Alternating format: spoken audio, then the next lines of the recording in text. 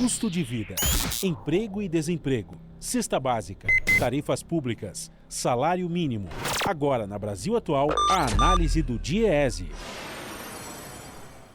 E nós vamos conversar com o diretor adjunto do DIEESE, José Silvestre. Bom dia, Silvestre. Feliz Ano Novo. Bom dia, Glauco. Um ótimo ano novo para você também. Silvestre, e já no dia 1º de janeiro começou a valer o novo salário mínimo nacional de R$ 1.212, um valor que representa uma alta de R$ 112, 10,18% em relação aos 1.100 vigentes ao longo de 2021, né, que é, na prática, a correção pelo Índice Nacional de Preços ao Consumidor, o INPC. Mas é mais um ano que o salário mínimo não vai ter aumento real. Quais são os impactos dessa ausência de um reajuste mais efetivo do piso nacional para a população de uma forma geral, Silvestre? Olha, os impactos, primeiro, é que, como você mesmo já mencionou, você não tem aumento real e simplesmente a reposição pelo INPC dos últimos 12 meses, né? Aliás, a política de valorização do salário mínimo, ela foi interrompida praticamente já no governo Temer e o governo Bolsonaro deu sequência a isso, né? Nós tivemos aí, Glauco, ao longo desses últimos anos, a partir de 2003, né, nós tivemos aí quase 79% de ganho real do salário mínimo. Mas esse ganho real ele foi fundamentalmente até ali o ano de 2016, né? Tirando o período curto ali, foi 2019, que teve um ganho real um pouquinho maior, mas o ganho real efetivo foi exatamente nos governos aí do presidente Lula e da presidenta Dilma, né? E é uma pena, né, a interrupção dessa política de valorização do salário mínimo, porque ela tem efeitos, né? Os ganhos reais, né, a valorização do salário mínimo tem efeitos positivos, né, da economia de uma maneira geral, né? Portanto, essa interrupção, ou seja, simplesmente a correção do salário mínimo pelo INPC, interrompe esse processo de ganho, de valorização, com esses efeitos sobre a economia. E é bom que se diga, né, Glauco, os efeitos positivos do ganho, da valorização do poder de compra do salário mínimo, os efeitos não se dão apenas sob o ponto de vista das pessoas que, de alguma forma, têm os seus rendimentos, digamos assim, referenciados no salário mínimo. Mas isso tem um impacto positivo na economia de uma maneira geral, né? Vamos combinar que você tem aí um conjunto de benefícios, melhor dizendo, de municípios Brasil afora, né, que tem um grande estímulo do ponto de vista das suas economias quando você tem um aumento real do salário mínimo, né? Por quê? Porque você tem primeiro que tem um impacto extremamente positivo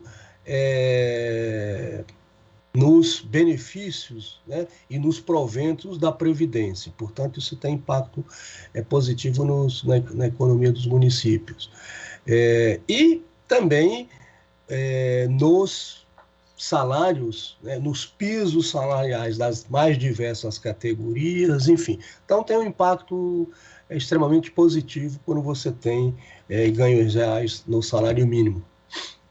E quando a gente fala do impacto do salário mínimo nas economias, existem economias das cidades pequenas, né, Silvestre, que elas são muito, na verdade, fomentadas pelos beneficiários do INSS, e cerca de 2/3, né, 66,7% deles recebe justamente um salário mínimo. Então, quando não existe esse reajuste real, ele é sentido na economia como um todo, né, como você disse, mas o impacto também é muito importante naquelas cidades pequenas, onde boa parte das pessoas acaba ganhando o piso nacional, Silvestre.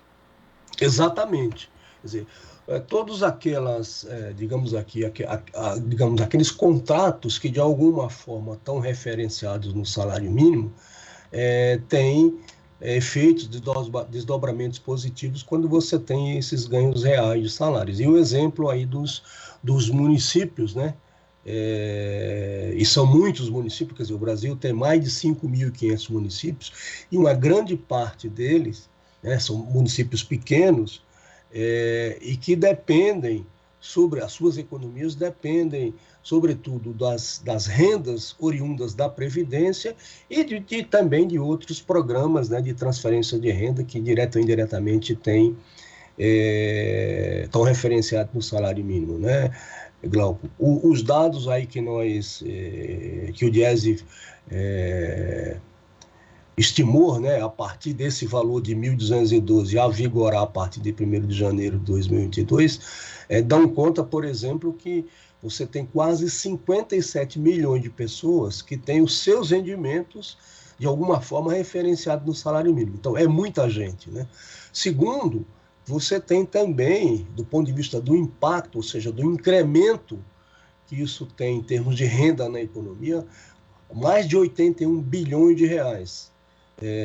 Além de você ter também quase 44 bilhões de reais do ponto de vista de aumento da arrecadação tributária por conta desses 112 reais de reajuste aí do salário mínimo, né?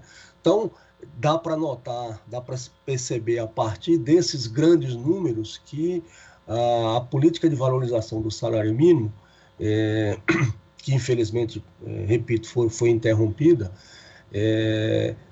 é um instrumento importante, né? Inclusive para redução da desigualdade, para distribuição de renda. E insisto, não é só, né, você tem um efeito irradiador positivo sobre, como nós já mencionamos, sobre as economias de uma maneira geral e particularmente da grande maioria dos municípios brasileiros. Agora, conforme a estimativa do próprio Diese, Silvestre, o custo da cesta básica em janeiro de 2022 deve ficar em torno de R$ 700 na cidade de São Paulo. Então, o salário mínimo nacional de 1.212 teria um poder de compra equivalente a cerca de 1,73 cesta básica, o que é, obviamente, muito pouco, né, Silvestre? E tem esse dado que a inflação dos mais pobres, ela foi, especialmente de alguns itens, principalmente da alimentação, em 2021, ela foi especialmente cruel, né? Castigou demais as famílias de baixa renda e, obviamente, uma reposição da inflação geral, ela não consegue compensar a perda do poder de compra que esse segmento da população teve. Sim, quer dizer, isso é um outro indicador, né? Quer dizer, você teve o aumento da inflação, né, desde meados ali a partir de julho, agosto de 2020, e o dado a ser destacado é que, como você também lembrou, é que o aumento da inflação para as camadas da população mais pobres, a inflação foi mais elevada do que para outras faixas de renda, né? E isso se reflete, obviamente, também na questão do reajuste do salário mínimo, e mais ainda, né, Glauco, nesses itens, digamos, do orçamento das famílias que tem puxado a inflação, como, por exemplo, o item alimentação, né? E os produtos da cesta básica, são 13 itens, todos eles alimentícios, né? Tem esse reflexo, né? Então, para as famílias mais pobres, a situação é mais difícil ainda, porque a inflação foi mais elevada e, portanto, corroeu mais ainda o poder de compra das pessoas mais pobres, né, dos trabalhadores que ganham salários mais baixos, portanto, das famílias mais pobres, mais vulneráveis, né? E é isso, quer dizer, o salário mínimo tem pelos nossos dados, né, a estimativa do salário mínimo, porque como não temos ainda o valor real efetivo da cesta básica de janeiro, né, é uma estimativa, mostra que ele está, o salário mínimo em termos medidos em poder de compra de cesta básica, né, é a menor, né, a média, aí, considerando esses últimos anos, ou seja, 2008 e 2020. Né? Então, em janeiro de 2022, comprar um pouco mais de que 1,7 cestas básicas. O retorno da política de valorização do salário mínimo tem que entrar na ordem do dia, na pauta política do Brasil. Silvestre, muito obrigado pela sua participação e até a próxima. Obrigado, Glauco. Bom dia para você. Até a próxima. Bom dia. Conversamos aqui com o diretor adjunto do Diese, José Silvestre. Você está ouvindo Jornal Brasil Atual. As notícias que os outros não dão.